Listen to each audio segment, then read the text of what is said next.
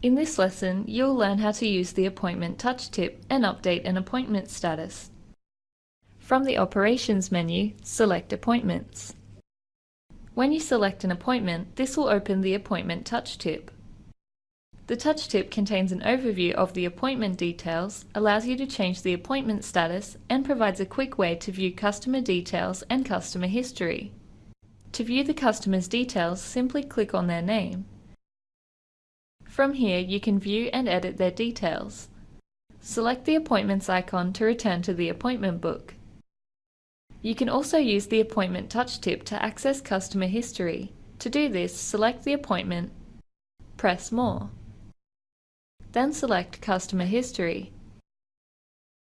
When you're finished viewing their history, select the Appointments icon to return to the appointment book.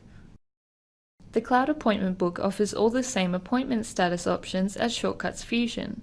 Select the appointment to access status options.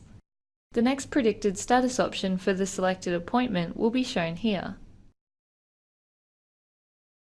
All the other appointment status options can be found by pressing the More button.